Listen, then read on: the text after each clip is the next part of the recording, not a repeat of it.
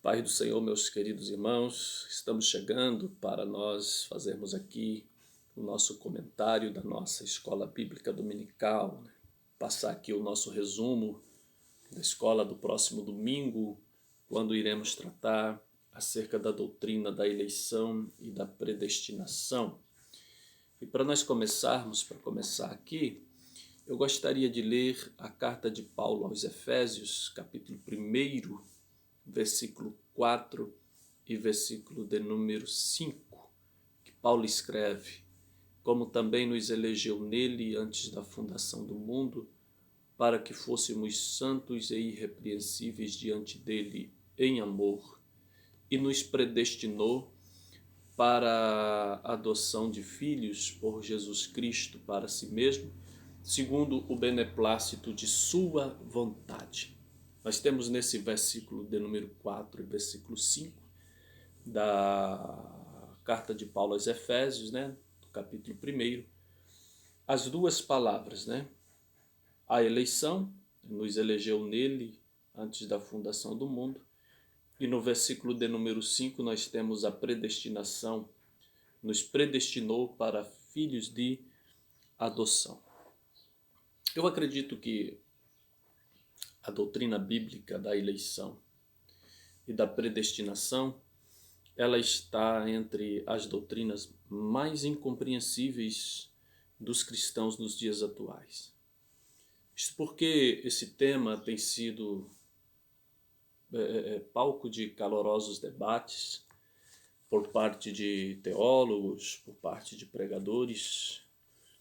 E nós temos visto que alguns debates eles têm sido um tanto infrutíferos para a questão soteriológica, tanto dos calvinistas quanto dos arminianos.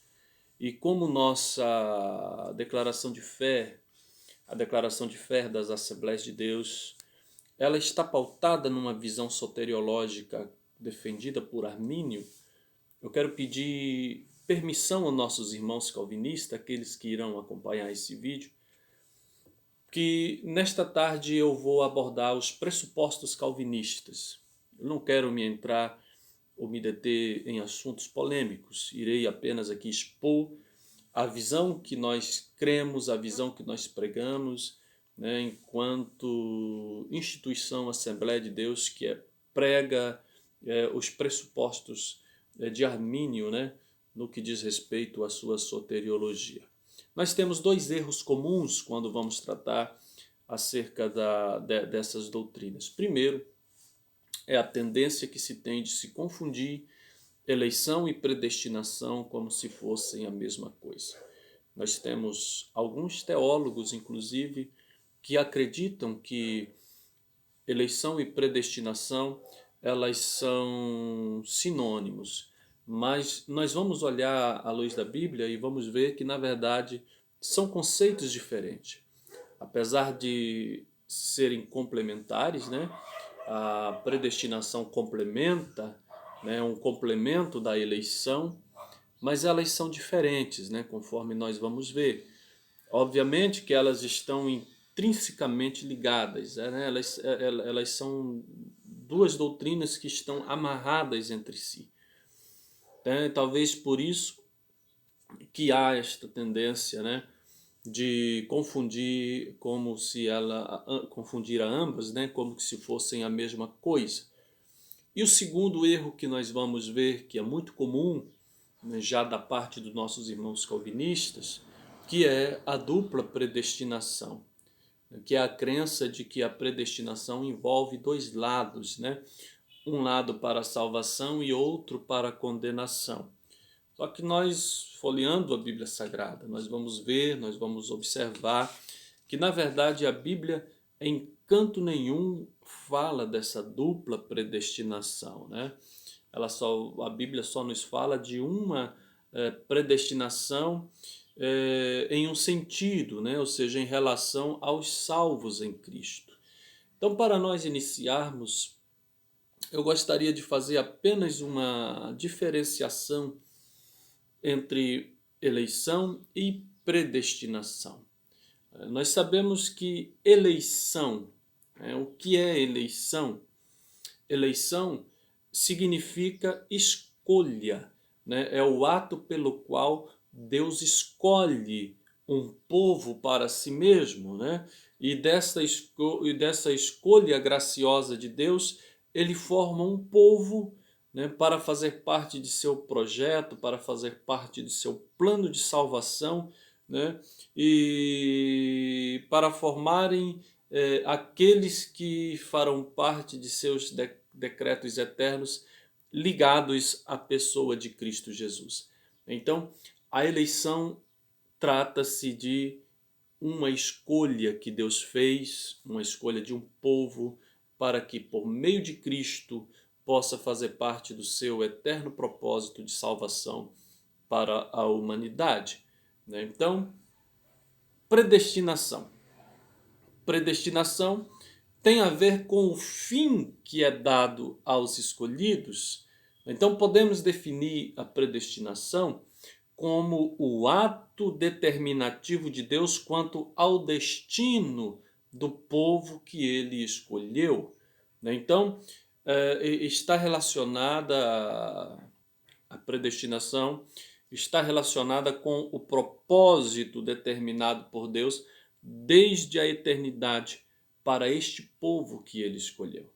Então, a eleição é a escolha de Deus por meio de seu ato soberano, pelo qual ele escolhe um povo, né, para que possa fazer parte de seus eternos propósitos. Né? E a predestinação é o fim, é o destino, é os propósitos de Deus para com este povo que ele escolhe.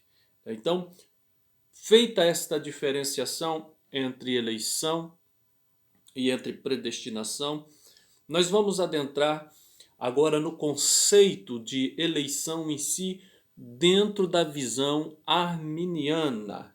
Nós vamos observar que dentro da visão arminiana, a eleição ela é cristocêntrica, a eleição ela é condicional e a eleição ela é corporativa. Então nós vamos ter uma eleição cristocêntrica, condicional e corporativa. Por que a eleição ela é cristocêntrica? Porque Cristo foi o eleito de Deus. Nós vamos olhar nas páginas da Bíblia, nós vamos ver que antes mesmo da eleição de Israel, Cristo já era o eleito de Deus.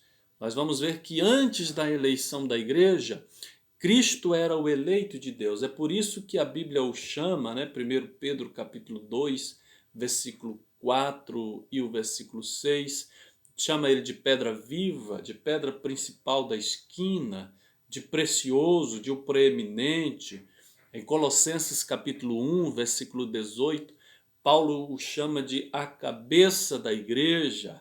Em 1 Coríntios capítulo 3, versículo 11, Paulo o chama de o fundamento da igreja. Então Cristo é o eleito de Deus. Então por isso que nós vamos dizer que a eleição ela é cristocêntrica. A eleição da igreja ela tem como pressuposto a eleição de Cristo. E nós vamos ter muitos outros textos bíblicos que apontam para esta preeminência da eleição de Cristo, acima da eleição da igreja, acima ou antes da eleição da igreja e antes da eleição de Israel. Então, nesse quesito, nós podemos dizer que a eleição é cristocêntrica, ou seja, a igreja ela é constituída de todos aqueles que creram em Cristo e na sua obra salvadora. Então a igreja faz parte de Cristo, Por isso que ela é cristocêntrica, ou seja, a escolha do eleito ela se dá por intermédio da eleição de Cristo. Então ele é o cabeça e nós somos a igreja, nós somos o seu corpo. Portanto, podemos dizer de maneira clara que a igreja, na verdade, ela é eleita por extensão. Cristo é o eleito desde a eternidade, e a igreja ela é eleita por estar em Cristo. É por isso que nós dizemos que a igreja ela é eleita por extensão.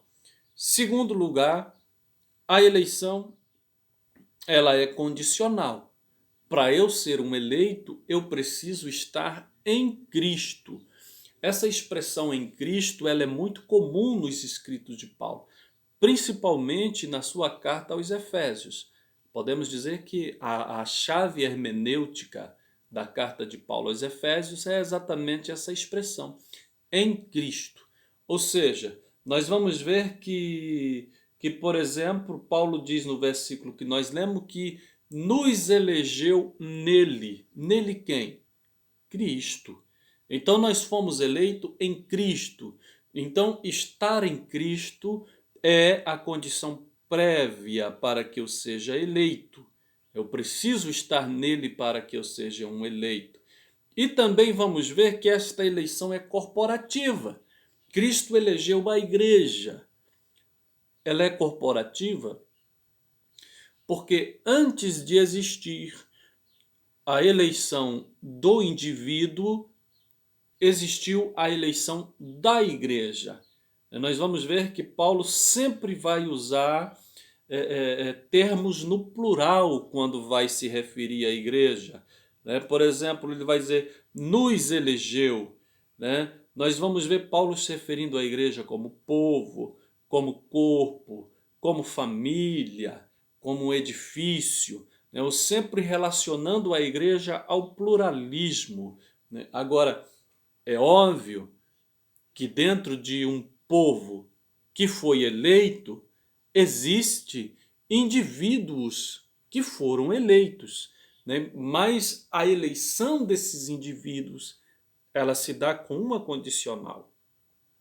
A condicional é estar em Cristo. Então, por isso que nós que adotamos a soteriologia arminiana, acreditamos nessas três características no que diz respeito à eleição. Eleição condicional, eleição cristocêntrica e eleição corporativa. Porque na visão calvinista, a eleição parte do pressuposto do decreto divino, enquanto que na visão arminiana, a eleição ela parte do pressuposto da presciência de Deus. Então nós não acreditamos em uma eleição determinista, ou uma predestinação também determinista, ou numa eleição incondicional, quando Deus de maneira arbitrária ele preferiu uns em detrimento de outros, conforme está pautado nos princípios, ou nos pressupostos calvinistas. E então, na nossa visão, a eleição, esta eleição que é condicional, que é cristocêntrica, que é corporativa, ela tem como pressuposto, ela parte do princípio da presciência de Deus, conforme está registrado por Pedro no capítulo de número 1, versículo de número 2 da sua carta, quando ele fala que nós fomos eleitos conforme a presciência divina, conforme a presciência de Deus. Portanto, quando nós falamos da eleição, nós estamos falando de uma eleição que está pautada na presciência, ou seja, Deus conheceu de antemão, Deus soube de antemão, desde a eternidade, aqueles que creriam nele. É óbvio, Deus não é pego de surpresa. Deus nunca é surpreendido daquilo que nós fazemos ou daquilo que vai acontecer. Deus conhece todas as coisas e isso está relacionado com a sua presciência. Portanto, a presciência é o ato de saber todas as coisas de antemão. É o ato de ter o conhecimento prévio. Então, por isso que nós dissemos que a eleição da igreja, ela está pautada na presciência de Deus. né? Ou seja, Deus sabe exatamente quantas pessoas aceitarão o seu chamado. Deus sabe perfeitamente quantos hão de crer no seu Filho Jesus, bem como sabe também quantos que não irão crer, quantos que não irão aceitar. Agora, isso não significa que ele arbitrariamente tenha determinado alguns para a perdição eterna e outros para a salvação, né? Portanto, na perspectiva divina, a eleição já aconteceu desde a eternidade. É uma decisão que foi tomada por Deus, pautada unicamente no seu amor, né?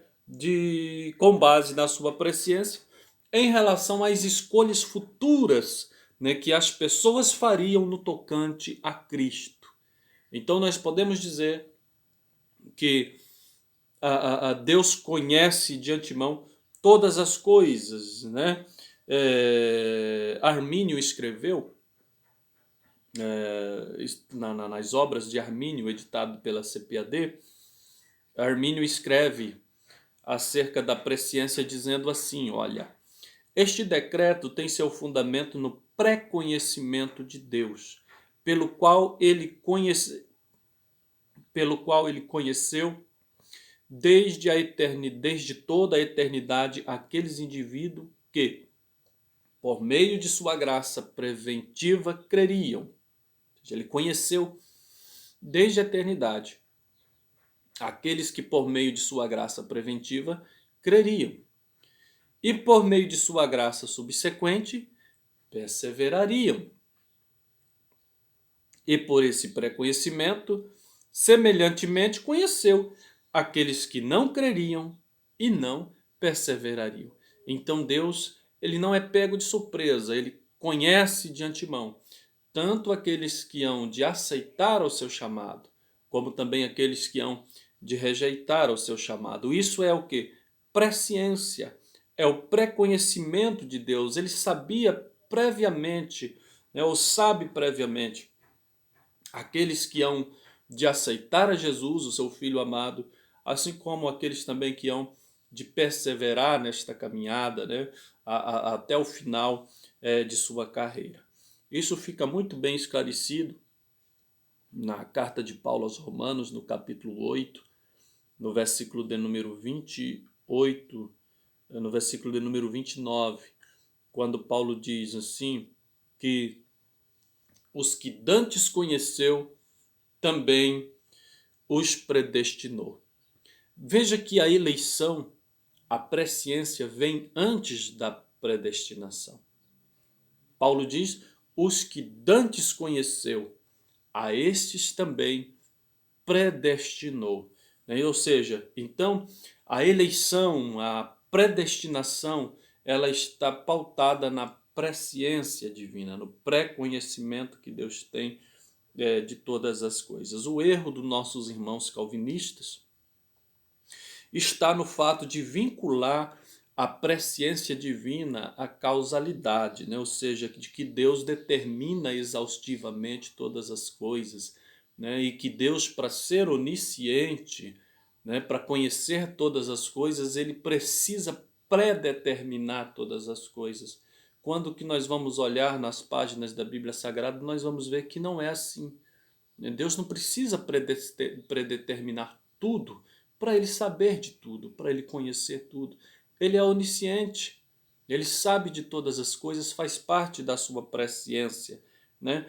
Ou seja, na nossa visão, na visão arminiana, Deus conhece previamente todas as coisas, não porque ele predestinou todas as coisas, né? Mas porque faz parte de seu atributo, né? Faz parte da onisciência de Deus, né? Então, nós vamos ver que a carta de Paulo aqui aos Romanos, capítulo 8, versículo 29, vai deixar claro que a eleição ela vem antes, né? Ou seja, que a presciência vem antes da predestinação e da eleição e da predestinação. Então, a eleição ela está relacionada com a presciência de Deus, né? Portanto, nós podemos afirmar categoricamente que a eleição e a predestinação ela se dá com base na presciência divina. E você, meu irmão, você é salvo não porque foi eleito, você é eleito porque foi salvo em Cristo. Portanto, você é salvo não porque foi eleito, mas você é eleito porque foi salvo em Cristo. Isto é, eleição condicional, né? Você precisa estar em Cristo para ser salvo, né? E assim nós temos então o nosso breve resumo sobre a eleição. Predestinação. O que é predestinação? Nós vimos no início, quando fizemos a diferenciação, que predestinação está relacionado com o fim, está relacionado com o destino, está relacionado com os propósitos de Deus para com os eleitos. Então podemos dizer que a predestinação ela não está relacionada com a fé, com aqueles que vão crer ou com aqueles que não vão crer. Ela tem mais a ver com o ser. Você vai sempre ver, por exemplo, que Paulo diz que nós fomos predestinados para filhos de adoção. Veja que há um propósito da predestinação. Predestinados para filhos. Nós vamos ver aqui no texto que nós lemos aqui. Isso, nos predestinou para filhos, né? No verso de número 11, nós vamos ver que fomos predestinados para serem conforme a imagem de Cristo. Veja que há um propósito, predestinado para, né? Predestinado conforme, né? Predestinado para serem co-herdeiros com Cristo, né? Há um fim, há um objetivo, né? Há um propósito nessa predestinação. E nós não vamos encontrar em nenhum relato bíblico o conceito da dupla predestinação, né? Então, não há nenhuma referência bíblica que vai nos dar respaldo para pregar, né? Ou para relacionar a predestinação com a condenação eterna. Não consigo enxergar nas páginas da Bíblia uma predestinação relacionada com a condenação. Esse termo, a palavra predestinação, ela aparece 6 vezes no Novo Testamento, né? Ela está lá em Atos 4, versículo 2, Romanos capítulo 8, versículo 29, versículo 30, 1 Coríntios capítulo 2, versículo 7, e Efésios capítulo 1, versículo 5 e versículo 11. E em nenhum relato bíblico desse do Novo Testamento você vai sequer encontrar uma predestinação relacionada com aqueles que se perdem. Nós não temos esse respaldo nas páginas da Bíblia Sagrada. Então, o que nós temos da Bíblia, de maneira bem clara, de maneira bem visível, bem patente, é uma predestinação que tem a ver com o propósito que foi estabelecido por Deus para com o grupo que foi escolhido. Nesse aspecto que nós vamos ver a predestinação, né? Então, a Bíblia, na verdade, não se refere à predestinação para a salvação e nem à predestinação para a perdição. O que nós vamos ver na Bíblia é a predestinação dos salvos, ou seja, é a predestinação dos eleitos. É isso que nós vamos encontrar, né? Eleitos para, predestinados para, né? Então já há uma predestinação dos eleitos na Bíblia Sagrada, né? E portanto, nós não vamos encontrar nenhum respaldo bíblico para crer e para pregar uma predestinação determinista.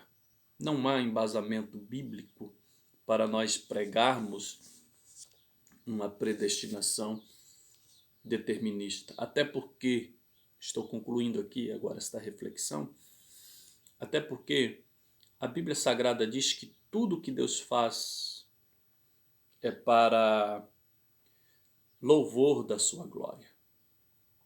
Tudo que Deus faz é para louvor da sua glória. E aí surge a grande questão. Como que uma predestinação para a perdição redundaria na exibição e no louvor da glória de Deus? Nós sabemos que essa predestinação fere o caráter e o atributo de amor e de justiça divina.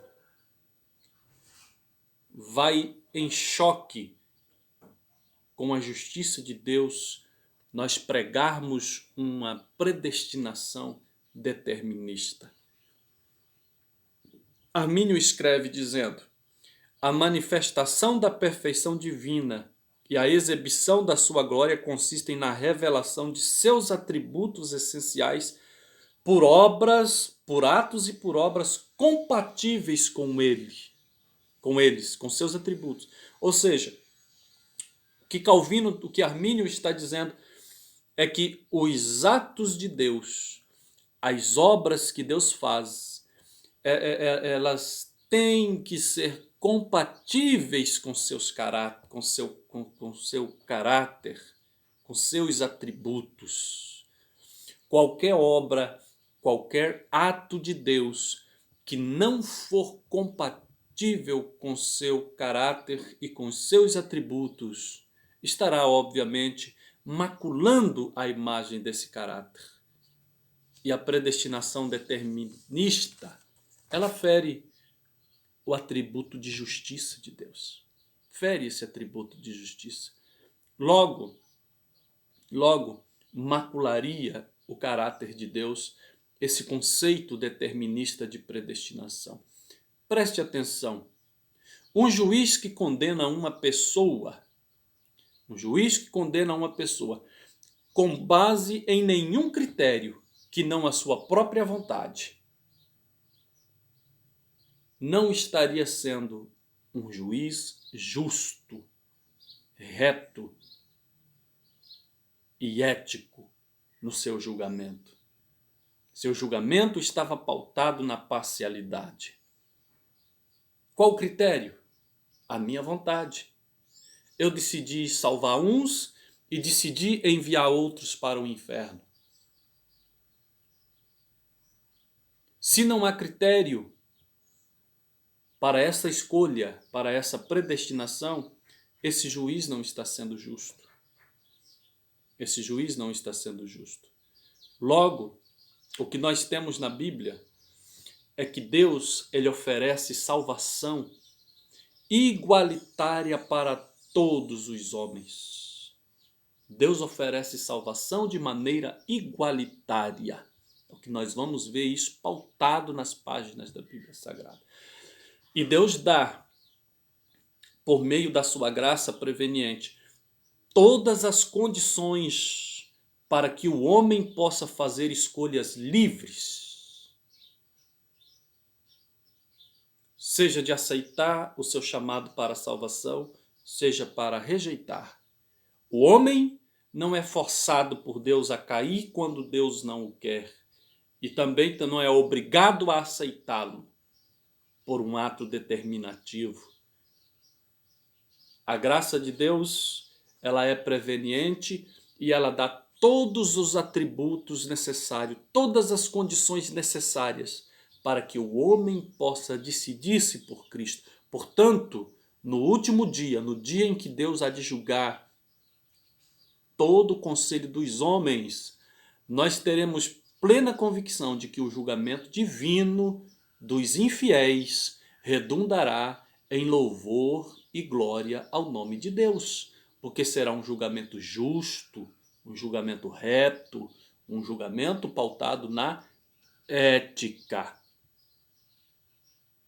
Por isso nós podemos dizer que mesmo os infiéis sendo lançados no inferno, na perdição eterna, esta condenação redundará em exibição e louvor da glória de Deus, porque será pautado na imparcialidade e no justo juízo de Deus.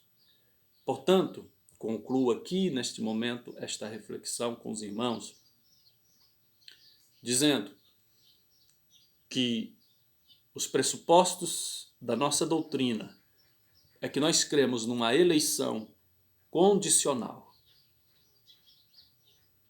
Nós cremos numa eleição cristocêntrica e pregamos uma eleição corporativa.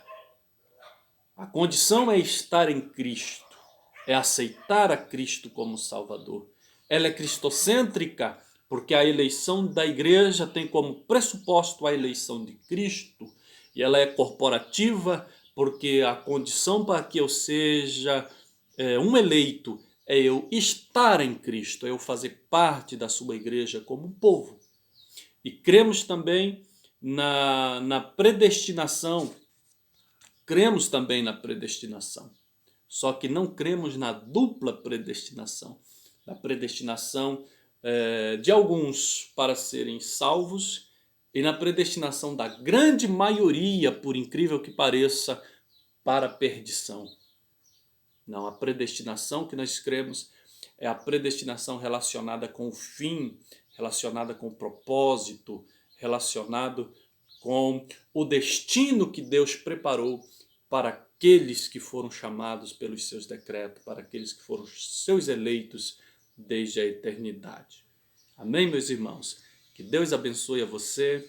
Boa aula para você no próximo domingo, em nome de Jesus.